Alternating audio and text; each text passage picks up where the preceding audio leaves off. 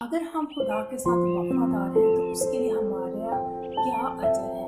तो अगर हम खुदा के साथ वफादार नहीं हैं, अगर हम नाफरमानी करते हैं, खुदा की बातों पर अमल नहीं करते, तो हम देखते हैं उसका क्या अजर होता है, उसका इंजाम क्या होता है। तो आए आप देखिए बाइबल मुकद्दस में से पैदाइश की किताब और उसका 3 बाब उसकी हम पहली आयत से पढ़ेंगे। और सांप और दस्ती जानवर से जिनको खुदा ने बनाया था चालाक था, और उसने औरत से कहा, क्या वाकई खुदा ने कहा है कि बाग के किसी दरख्त का फल तुम ना खाना।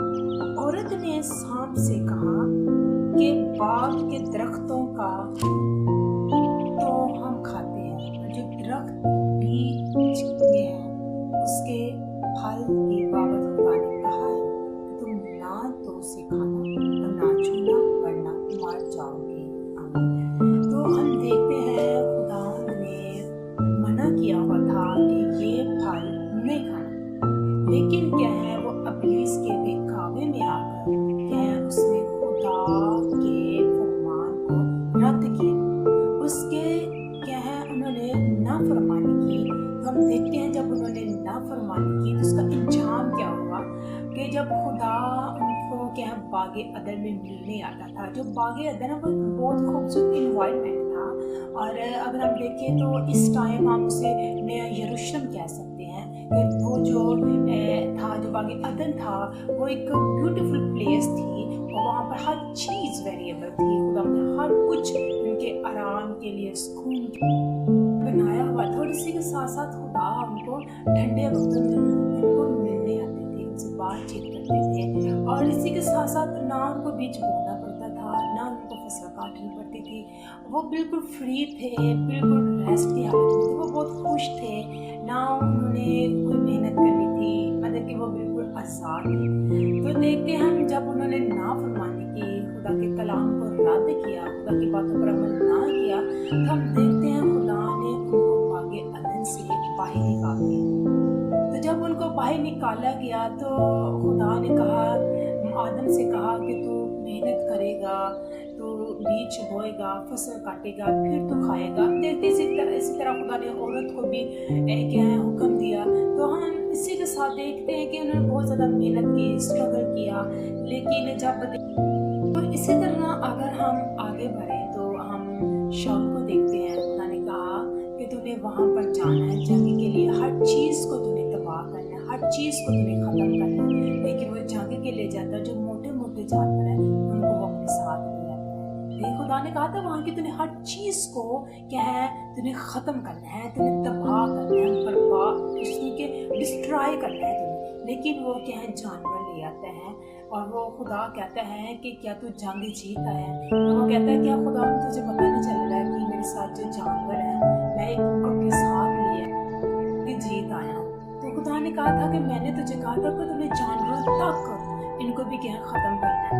तो शाऊल ने कहा कि मैं ये जानवर इसलिए लेकर आया हूँ ताकि तेरी हजूरी में कुर्बानी गुजारूं। लेकिन खुदा ने उससे ये नहीं था कहा कि तो वहाँ से मोटे मोटे जानवर ले आना और ला कर क्या है तो उसकी कुर्बानी करना, मेरी हजूरी में ला कर उसको कुर्बान करना, ये कुर्बानी गुजराना।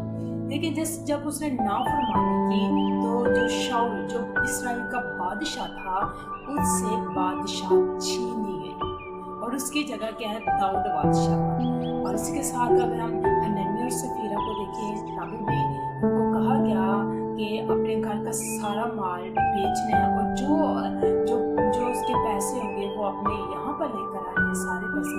लेकिन क्या है उन्होंने वो रख छोड़े, कुछ अपने पास रख लिए और कुछ पैसे उन्होंने उनको दे दिए। तो इसी के तरह हम देखते हैं कि वो जब उन्होंने नाफरमानी की तो वो हलाक हुए। इसी तरह अगर हम यूदा इस्करियोती को देखें, उसने भी क्या है यीशु मसीह को चंद सिक्कों के लिए उसने यीशु मसीह को भेज दिया, और इंजाम क्या हुआ वो उसने फांसी ली, और जो उसकी अंतरी है वो बाहर आ गई। तो इंजाम क्या हुआ तो देखिए जब हम खुदावंद के हुक्म को तोड़ते हैं, नाफरमानी करते हैं, तो ना जस्ट हम मुश्किलात का शिकार होते हैं बल्कि हम क्या है हलाक भी होते हैं। अगर हम देखें देखें आदम और हवा को देखें, वो जिस्मानी तौर पर तो जिंदा थे लेकिन वो रूहानी तौर पर मर चुके थे। और इसी के साथ अगर हम देखें तो हनन्याह और सफीरा ने भी नाफरमानी की, वो भी हलाक हुए उसमें कि वो मर गए थे। उन्होंने जब झूठ बोला तो वो मर चुके थे। तो आज आपके लिए मेरे लिए भी ये मैसेज है कि हमने क्या है, आदम और हवा, हनन्याह, सफीरा, शाऊल और भी हमें बाइबल मुक़द्दस में से बहुत सारे ऐसे होते हैं जिन्होंने नाफरमानी की और उसका इंजाम क्या हुआ। और इसी के साथ अगर हम देखें, जो लोग खुदा के कलाम को सुनते हैं, उस पर अमल करते हैं, उन पर खुदा की रहमत होती है, उन पर खुदा की ब्लेसिंग होती है। तो इसी तरह दाऊद, उसने खुदा के हुक्म को माना और वो शाऊल की जगह इसराइल का वो बादशाह है और उसने खुदावंद के हुक्म की ताबेदारी की, वो वफादार था खुदा के साथ। और इसी तरह अब्राहम को भी हम देखिए, वो भी खुदा के साथ वफादार था, नूह खुदा के साथ वफादार था। खुदा ने उनको सरफराज किया, खुदा ने उनको ब्लेस किया। तो आज आप अपनी लाइफ में देख सकते हैं कि अगर गिरे हुए हैं, मुश्किलात का शिकार हैं, प्रॉब्लम्स हैं, तो इसका इंजाम क्या है, हम क्या कर रहे हैं, खुदावंद के हुक्म को रद्द कर के हुक्म को मानना शुरू करें और खुदावंद की ब्लेसिंग आपकी तरफ जारी होगी, आपकी तरफ खुदावंद अपनी ब्लेसिंग को पुश करेंगे और वो आपको ब्लेस करना चाहता है। और मैं चाहती हूँ कि आप नाफरमानी ना करें, खुदावंद के कलाम को अपने दिल में रिस्पेक्ट दें, अपने अंदर रखें, ताकि खुदावंद आपको अपनी बरकतों से ब्लेस करे। हमने देखा है कि जब हम नाफरमानी करते हैं तो कैसे हम ना जस्ट हम नुकसान उठाते हैं बल्कि हम हलाक भी होते हैं। तो आप खुदावंद के कलाम को, उसकी बातों को, उसकी सच्चाइयों को अपने अंदर रखें, रिस्पेक्ट दें, ताकि खुदावंद की ब्लेसिंग आपकी तरफ पुश हो और खुदावंद का जलाल आपकी ज़िंदगी में जाए। हम सब अपने दिल को बंद करेंगे, हम दुआ करेंगे। आसमान और ज़मीन के खालिक और मालिक, हम तेरी शुक्रगुज़ारी करते हैं कि तू जो जिंदा और सच्चा, वफादार, कादिर खुदा है। आज जितने लोगों ने खुदा तेरे कलाम को सुना है, यीशु के नाम से एक एक के लिए तेरी कसरत की बरकत चाहती, तेरा पाक रूह एक एक पर मेहरबान हो खुदा, और ये तेरे कलाम को अपने दिल में रखें और ये नाफरमानी ना करें खुदा। जब इंसान नाफरमानी करते हैं तो वो नुकसान उठाने के साथ साथ हलाक भी होते हैं। मैं खुदावंद तेरे लोग अपने दिलों में तेरे कलाम को रखें ताकि कभी तेरे खिलाफ गुनाह न करें और तेरी मर्जी को पूरा करें। इसलिए कि जितने लोग बीमारी की हालत में परेशान हैं, गमज़दा है, मुश्किलात का शिकार है, तो यीशु के नाम से खुदा हम इनके लिए बरकत चाहते हैं, इनके लिए हम बहाली की दुआ करते, तेरा पाक उनको आज़ाद करे जो बे औलाद है, यीशु के नाम से खुदा इनको खूबसूरत मिरास जिंदा और रखा राजा, इनको बरकत देना, इनको ब्लेस कर, इज्जत और जलाल मिले यीशु मसीह के अजीब जिंदा और जलाली नाम में।